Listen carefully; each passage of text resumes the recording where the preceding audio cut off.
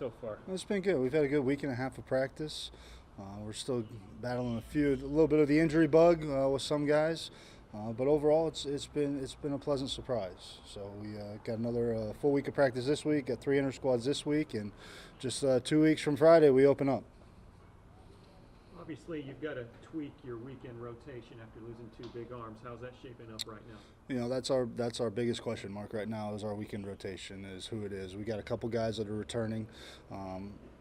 Alec Wisely, Colin Sullivan, Baron Stewart, and then we've added some JUCO guys as well, Ben Koff, Patrick Dudekin, and then we've had Nelson Alvarez, a junior product, hopefully to replace Perez in the back end of games. Those guys are coming along well, but like I said, the lights haven't been on in that Friday night spot before, so that's going to be something we're going to have to touch and feel our way through early in the season and get a better feel for it once the lights go on and it matters. Another person that you guys are losing is David Villar. Who's kind of stepping up to be a leader on the team this year? Obviously the loss of Villar, Montez, and Stunkel, all 3 of those are big losses. That left side of our infield was one of the best in the conference last year. So right now we're looking at freshmen over there, Dylan Buck, Nicky Gonzalez. We have Jordan Feist return, who's a key senior for us. And then Ducka might see some time at third. But guys like Kyle Phillips and J.D. Ducka and guys who were here last year, they've done a good job of leading the younger guys. We got 16 new players, so they've done a good job helping get those guys on the right track and get them moving in our direction. Bringing in so many players, how nice is it to have added depth at key positions, catcher, outfield, a lot of spots? It's huge. Last year we had 9 guys we sent out every single day. Tyler Dietrich, I love the kid to death because of what he went through for us last year. You watch what he did in that conference tournament last year, and catching 4 games in less than 36 hours was miraculous. But now he's got some help behind him. He's got Jordan Santos and Julio Cortez and Jake Sullivan. So hopefully by the end of the year he doesn't weigh 150 pounds. So just to be clear, you like trying to make up different lineups because last year you really didn't have to. It was the same thing for a while. Last year it was plug and play. The same lineup was rolling up there every day. This year we have more options. We have more platoons we can play. We have right-left matchups we can go with. As of right now, we'll see how it goes, but we have a chance for a lot of competition, especially out in the outfield. And going with that is also the options of being able to pinch hit late in game when you need to, right? Yeah, just having somebody to come off the bench and give us a lift, right-handed, left-handed. Austin Bedrado's a kid who was at Florida. He transferred in last year. He's a nice big left-handed bat off the bench. Getting Jordan Santos back, he was here as a freshman, went to Miami-Dade and came back. Left-handed bat. Last year we were just kind of hamstrung with what we had, and thank goodness we all stayed healthy. In the bigs during spring training, you build up as far as starting pitchers go innings-wise. What's the beginning of the season as far as in your mind building? You wouldn't want to start somebody with 8 innings right away, for example. No, we start slow. Like the first inter squad, those guys threw 3 innings. I've got about 6 guys that we're trying to extend out, which, obviously the guys I mentioned, Baron Stewart, Colin Sullivan, Pat Dudekin, Alec Wisely, Dylan Burns, Logan Lyle, some other guys. But, this week we'll extend it a little more. We'll go up 4 innings. It's more about pitch count. We try to get them up to, I'd like them to be at 100 pitches by opening day. Billy, you've got Florida and FSU coming here in the month of February. How big are those opportunities? How significant are those for this program? Oh, they're big to have both of them at home in the same year. I don't think we've had that since I've been here. But if you look at our first 8 games, it's going to be a real grind. You got Samford coming in, who knocked Florida State out of their own regional last year. Then you got Florida coming in, and then we go and travel to North Carolina and play a top 10 team in the country, and then come back for Florida State. So, I think from a scheduling perspective and the conference we play in, it's good to test ourselves early like that, and see how we stack up. It's a nice litmus test. You probably didn't expect to have Joe for sure back, but also maybe Chad. Was there like a little bit of a period with those guys feeling sorry for themselves, or are they just ready to roll back as seniors? Obviously I'd be lying if they weren't disappointed, because those guys have a chance to be professionals one day, and they're hoping for it last year. But if those 3 kids, they bleed green and gold, and as the doubt set in for a little bit, but now they're on a mission to come back and show that they are capable of playing at the next level. They've been phenomenal at doing so. How's the vibe around the team, the confidence level after bringing back a lot of guys from last season that went really well for you guys? Oh, it's great. We got a lot of our starting position players back. So that definitely helps with the vibe. Like I said, the newest turnover is going to be on the pitching staff. And they're still working their way through some things. They're still gelling, but as a team, the upperclassmen, Dutka and Phillips and Hoffman and all those guys have done a great job getting those guys on the same page in the locker room. Billy, who'd you say has the chance to be your closer at this point? Well, right now it's Graham Hoffman and Nelson Alvarez going at it.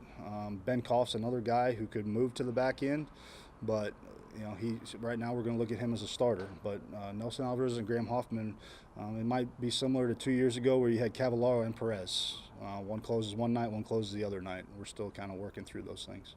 I think what changed towards the end of last year was really just getting my feet set in the ground, coming from JUCO to D1 ball. Like, not much changes, like, competition-wise, but just the environment of everywhere you're going. I thought the team definitely connected more, and it was just a lot more fun when we were out there. And I just thought I got a lot more feel for where I was at and who we were playing, and it definitely helped me, like, knowing that had the team behind my back with every game that we were into.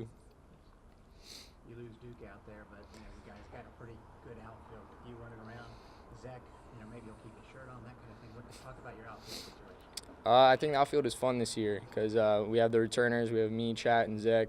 Then we have a freshman and Shrep who loves the competition, and he's embracing it, and he's fun to, like, coach up, and he's excited to compete, which makes everything more fun. And losing Duke is definitely a big hit, but he helped me a lot, learn a lot, and I think we're definitely going to feed off of, like, how we played as an outfield last year into how we're going to play this year.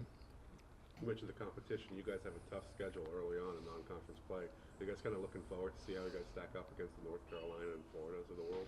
I think it's super exciting going into the competition at the start. Like, we open up against Stanford, who's a good team in itself, and then right after that we have Florida, who I haven't played them at home yet, and I don't know if we have played them at home, but it's just going to show us where we are going to UNC. That's going into the cold too is something new for us that early in the season. It's going to be exciting to see where we are against other competition.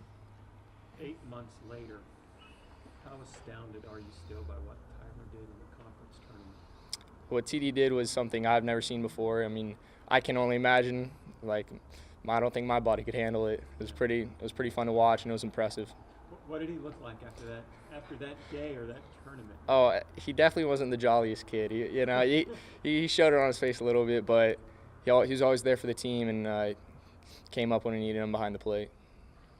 David Villar was pretty jolly and get it done sort of leader. Who do you think, not replace him, but could you be a guy that sort of, now that you're at your feet underneath you, as you say, be a leader? Maybe who else would be a candidate for that? I definitely think Justin Dutka could be a kid that everyone can look to on the team. He's always been a good teammate, guy that's always there when you need him, and he's going to come up big this year for us. He's going to have a really good year. You call him Justin? I personally do. No one else does that, but he's my roommate, so I give him that treatment. What have you done in the off season, personally or with the team, that is going to make your game a little bit different this season? I think what I did differently this off season was I tried to focus on getting my body more prepared for it. Last year I had a hamstring injury that kind of set me back, and this year my ankle got a little tweaked up, but I've really focused in getting my body right so I can play the whole season, try and get every game down to where I'm there for the team every day in, day out, and I think that's what I my biggest progression game-wise. Got a bunch of new jersey combinations. Which one is your favorite so far? Personally, the favorite is probably the white, just because it's the tightest on my arms, but that's just the personal, if I'm going to be honest with you guys. I mean, I've always loved coming at the end of the game. That's always been my favorite thing to do, just come in and throw it as hard as you can, because, I mean, that's just my preference. But obviously, if I build up as a pitcher and I get strong enough to be a starter, then obviously that's where I want to be. So. How are you feeling about the staff? You guys bring back some guys, bring in some guys. What do you think so far? I think we're pretty strong as a staff. I think we do have a lot of new guys, but I mean, I think they're up for the challenge. Everybody's excited for the season. I think we're going to have a strong season as a pitching staff. How's it gone for you in the inter squads and the practice? What's your build up in? How strong can you be? So what I'm focusing on a lot is bouncing back quicker than I usually do, because I didn't have as many innings last year, and obviously I haven't been a pitcher for that long of a time. So I've been focusing a lot on just, building stronger, bouncing back faster. And, as even last year, it's gotten a lot better. And I think this year I'm progressing even more, just coming back faster. So that's been my focus. Coach talked about how pitching is going to be the biggest question mark for the team. Do you feel any pressure stepping up, in the role that you're supposed to take on this season? I don't feel any pressure. I feel this game is all about, it's having fun. So I think we're going to go out there, we're going to do what we know what to do and know how to do. And I just think that everybody, honestly, is going to have a chance to step up when they need to. Usually hitters have highlights, but you kind of had a highlight inning against UConn last year. Do you still maybe pull from that? And what was that all about? Was that the thing that sort of gave you confidence too, maybe? I think that was a big part of last year for me. It was great and it was fun and I loved it, but that was the past and we're moving forward. So I'm focusing on succeeding this year and working as hard as I can to, do something like that again. Challenging non-conference schedule. How do you feel going up against Samford, North Carolina, Florida early on? Those are, they're really good teams, obviously, but I think that's the most fun part about playing baseball is going against those big teams because, everyone's pumped up and everybody's excited. So, I'm excited to go against them. So reading you were coached and mentored by Roy Halladay. How was that experience and what kind of maybe advice do you still use to this day from him? I was unbelievable. It was sad that, I could only be with him for like a year and a half, but he's one of the greatest guys I've ever met in my life. He always gave back. He never thought about himself, and he did what was better for us. So, he did so much for me. He pulled for me everywhere. So, I'll never forget what he's done for me and how much, because he was big into the mental game and, some of the stuff that he did with our other pitchers on Calvary and everything. It was unbelievable. So I think that's what I'm going to take away the most is the mental game.